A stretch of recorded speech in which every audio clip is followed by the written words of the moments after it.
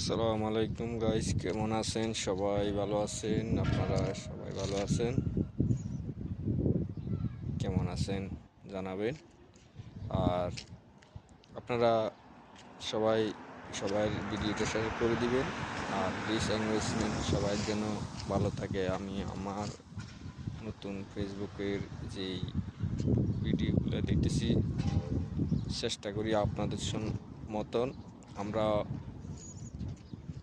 কাজ করতে, কন্টেন্ট ক্রিয়েটারে।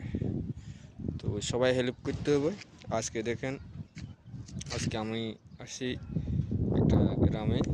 এখানে দেখেন ওইদিকে হইলো পাহাড়, ওইদিকে হইলো পাহাড়, সামনে দেখা যায় পুরা পাহাড়, আর এদিকে বাড়ি দেখছেন।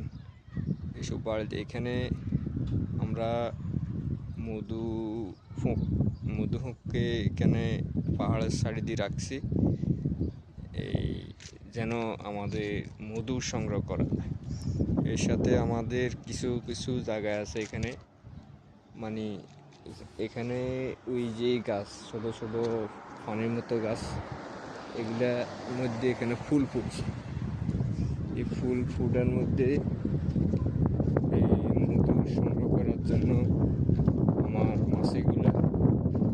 মাছিগুলা দেখেন, এই যে দেখেন আমার মাছিগুলা উঠছে এখানে মধু সংগ্রহ করার জন্য আসছে। এই যে সব জায়গার মধ্যে আমার মাছি আসতেছে, দেখতেছেন সবাই।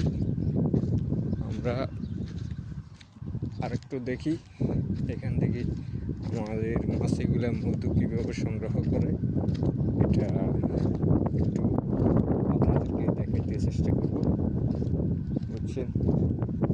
এই যে এখানে আমাদের যে গাছগুলা, এই গাছগুলোর মধ্যে আগে আমাদের নবীজির এই গাছের যখন কোনো কিছু ছিল না, এই গাছের এই পাতাগুলার পানি চিবি চিবি রসগুলা খাইতো, বুঝছেন গাইস। এই পাতাগুলো আছে না, এই পাতাগুলার রসগুলা চিবি চিবি, ওই টাইমে পানি ছিল না। দেখেন আমার মধু হোক কীভাবে এরা মধু সংগ্রহ করতেছে। দেখছেন মধু সংগ্রহ করতেছে এরা, দেখেন এই মধু সংগ্রহ করতেছে, তারা এত মধু সংগ্রহ করতেছে। তো এই গাছগুলোর থেকে বেশিরভাগ মধু সংগ্রহ করে এই গাছ থেকে, বিভিন্ন কাঁটা গাছ, বিভিন্ন গাছ, এইসবগুলোর থেকে মধু সংগ্রহ করে।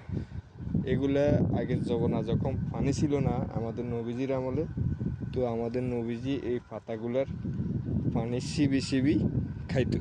এই পাতাগুলার পানি খাই এই পানি চিবি চিবি খাই তা আমাদের এই নবীজিরা বাঁচিয়েছিল। তার যেই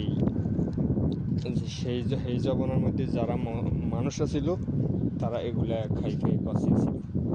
তো এই হলো গাইস, দেখছেন আপনাদেরকে দেখাইছি আমাদের যে মধুহুক, কীভাবে আমি মধুহুক পালতেছি। এখন চেষ্টা করতেছি, কিন্তু তাই পুরোপুরি সাকসেস হইতে পারি না।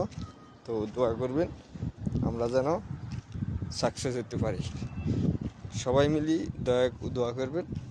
আমি এই যে